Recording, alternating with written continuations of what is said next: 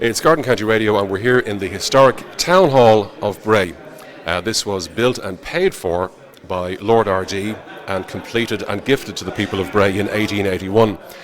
Now, we mention that because I suppose those were the days when somebody could just decide to do something and get on and do it. The recent history in Bray in terms of building and planning is a completely different story. And with me to talk about that is Des O'Brien, who's the district manager. Des, we're in the town hall tonight because there's been a public display of a plan for the Florentine Centre in Bray.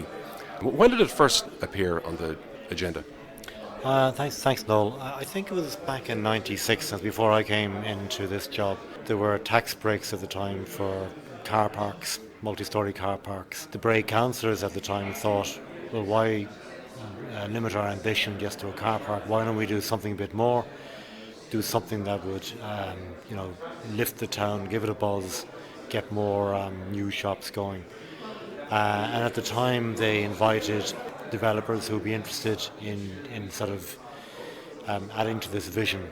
And I think it ended up with two who would have been the big names of Tiger Ireland, would have been Ballymore and Treasury Holdings. And I think both of them did a play, and the council went with Ballymore. I think subsequent to that, they figured they needed to acquire more street frontage, and Ballymore then went acquiring various sites on Main Street and Florence Road.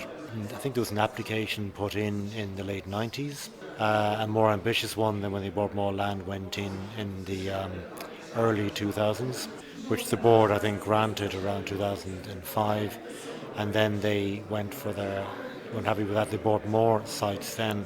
They put another application in the mid-2000s, and the board took 2 years to grant that, and they started building on that, but the market and the financial climate went against them, so we ended up quite a long time with a very, very large hole in the ground as the construction had started but didn't get completed. You mentioned there that Ballymore managed to buy more land. Now, with more than 24 landowners having an interest in that site, it must have been incredibly difficult to actually put that parcel of land together. Yeah, I wasn't actually involved in it. Ballymore did that themselves. Our end of this was to encourage them to put planning policies in place, and when they were ready to go then I suppose we had to go and try and get a reasonable return for the public land. So we actually did 2 deals in my time with Ballymore about how we would transfer our interest to them. Both of them were contingent on them carrying out the development, so both of them fell through, and I suppose we got non-refundable deposits twice out of it. Not that we wanted them, we would much rather have had the scheme to go ahead, but they didn't, unfortunately. And did that finance help then in the ultimate decision of the council to actually purchase the land and the site really, outright? Not really, no. We had quite a big kitty there for parking. Like unlike most town councils, we didn't spend our parking income on day-to-day expenses. We put that aside to build more car parks. So we had a bit of a nest egg there. We had money from development levies from the traders who were looking for planning permission had to pay a levy towards parking.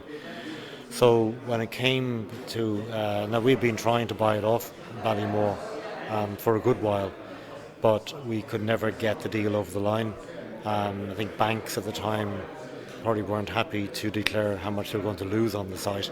Eventually it went into receivership, and we negotiated with the receiver, and we bought it at a very advantageous rate at the time, 1.95 million. The appointment of the receiver was a little bit controversial. I don't know about the controversy. There is certainly one individual who claims it's very controversial. As far as we know, the banks put a receiver in, and we bought the It came your way. It came our way. Yeah. It was up for sale. We went for it. Tonight's presentation is really about a plan for that site. It's about 100,000 square feet. Yeah. Plus cinemas. Plus cinemas. Yeah. Is there any residential element to that? No, there's no residential at all. So it's purely cinemas and retail. Yeah. I mean, again, to give more background to that, is like the people of Bray now have been, their hopes have been risen and fallen several times since the 1996, 1997. And at all times, Bray had let this out to developers to make the running, and they haven't delivered. So when we got this site, we had determined all along that A, we wanted to control this process at all stages. We also wanted to make it something that could happen. So we straight away went to stripping costs out of the scheme. Any scheme we proposed, we wanted it to be able to wash its face, to be able to stack up financially. So straight away what went out first of all was underground car parking. Underground car parking costs around 15,000 per parking space. That adds huge costs, and any costs have to be got back at the end. It also costs more to run the car park as well. Yeah, that was an element of one of the Ballymore applications. Ballymore had 3 stories of car parking. So we're not adding to the car parking, which is a downside, but it is something that we can realise. We're not even excavating the site, except for a small bit at the end, maybe only, half a metre to 750 millimetres. So that would suggest it's going to be a much quicker build whenever it does actually. It will be a quicker build, but cheaper build. So we're going to have undercroft car parking, is what they're called. And if anyone was ever at a Clare Hall in Malahide Road from the airport, that's sort of similar.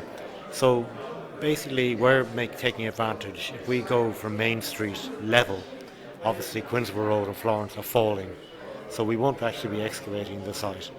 We then went away against, say, we didn't want to go for an indoor shopping centre. It adds costs. I think it takes away from the shopping experience myself. I think, like in the US, malls are closing down. Also, though, you're taking away management charges from future shops by having an outdoor centre. Is there a trade-off between the income that you're going to lose from the Florence Road car park with the rates increase? Well, no, we think now we want to keep skin in this game in the end. We don't want to necessarily sell the site to get money back.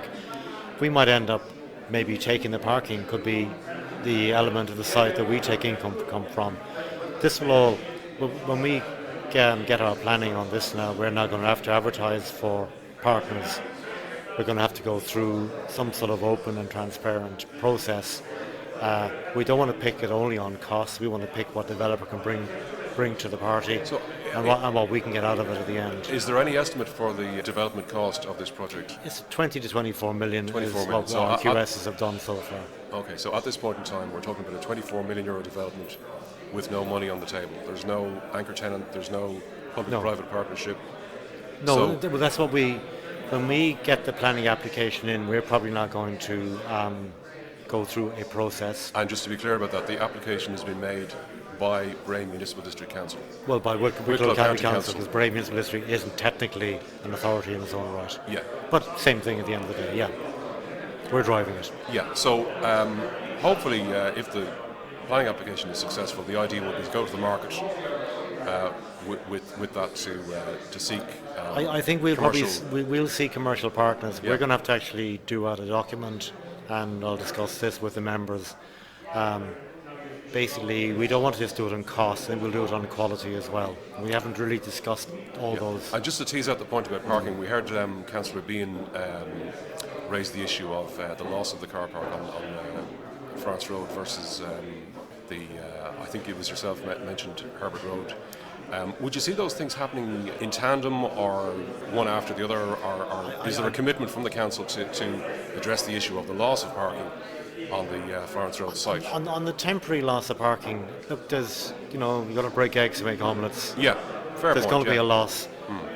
If we can get in some alternative parking in, we will. I think it's more important to get this scheme driven and going. And I mean, we put up with no parking for far too long, I might add, to get the site back from the developer before. But if the build out is going to take 2 years, hopefully we will put in alternative parking in its place, but we'll have to go through a process on that. We're looking at Herbert Road car park and see what we can do there. Now, the town centre itself, one could argue that it hasn't looked as well a long time. It's fantastic new pavements and street furniture, and it really has an uplifted atmosphere. That came about following an application for central government funding for a particular scheme, is that right? Yeah, this was a National Transport Authority funded scheme. we had to obviously put some of our money towards it as well. And it started out life as a busway scheme, but as the National Transport Authority's priorities moved more to pedestrians and cyclists, it became more a cycle scheme. But certainly all the granite sets has improved it, but also the fact that on the eastern side or the sea side of Main Street used to have a very narrow path. That's now been widened. It animates the town better. So really what we need to do now, I think, is if we get this scheme in, if we can pump prime the quality of retail, get more women's fashion and men's fashion, I might add, I suppose, as well. That's what we're lacking mainly. Yeah, that was another point that came up tonight, was the type of operations that would come in to the new development. Yeah. Who's going to decide what goes in? Ultimately, I suppose we're going to have to get a partner, and obviously, if we have a choice, say, to take the impossible, John Lewis coming to Bray, we would take John Lewis. If we can't get that, we will take what we can get. But obviously, we want to go for a higher quality as possible. But the main thing is to get more varied retail offering. And it's not just the anchors, but it's the other shops going in there. We really would like to get some of the mid-size fashion retailers into Bray. I think once we get them into Bray, we'll probably have a lot of the existing shops on Bray opening up as more smaller boutiques. And I think that's what's lacking in Bray. I think most people agree it's what's lacking in Bray, to get the footfall, quality of footfall up. It sounds like a very exciting plan. We wish you well with the planning application and with the future for Florentine Centre in Bray. Thank you very, very much for giving me the opportunity. Thank you for your time. Thank you.